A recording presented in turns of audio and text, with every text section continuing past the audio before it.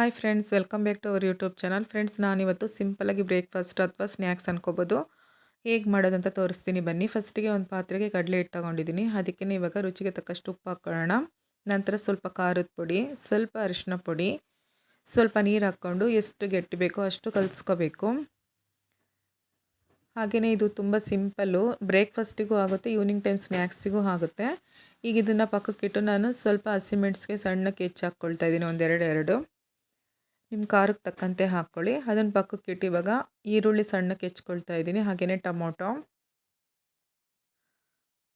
ಅದೇ ರೀತಿ bread slice ತೊಗೊಂಡಿದ್ದೀನಿ. ಈಗ ಒಂದು ಪಾತ್ರೆ ಇಟ್ಟು ಎಣ್ಣೆ ಇಟ್ಟಿದ್ದೀನಿ, ಬಿಸಿ ಆಗ್ತಾ ಇದೆ.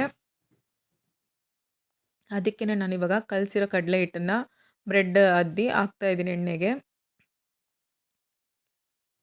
ನೋಡಿ, ತುಂಬ ಈಸಿ, ಬೇಗನೆ ಆಗುತ್ತೆ. ನೀವು ಯಾವತ್ತಾದರೂ ಬ್ರೇಕ್ಫಾಸ್ಟಿಗೂ ಮಾಡ್ಕೋಬೋದು.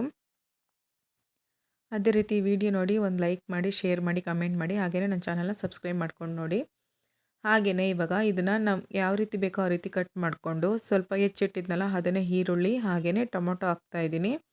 ಅದಕ್ಕೇ ನೀವು ಇವಾಗ ಮನೇಲಿ ಏನಾದರೂ ಟೊಮೊಟೊ ಸಾಸ್ ಇದ್ದರೆ ಸೇರಿಸ್ಕೋಬೋದು, ತುಂಬ ಟೇಸ್ಟಿಯಾಗಿರುತ್ತೆ. ಅದ್ರ ಜೊತೆ ಬೇಕಾದ್ರೆ ನೀವು ಬ್ರೆಡ್ ಜೊತೆಗೆ ಮೊಟ್ಟೆ ಆಮ್ಲೆಟ್ ಕೂಡ ಮಾಡ್ಕೋಬೋದು. ಈ ವಿಡಿಯೋ ನಿಮ್ಗೆ ಇಷ್ಟ ಆದರೆ ಲೈಕ್ ಮಾಡಿ. Thank you.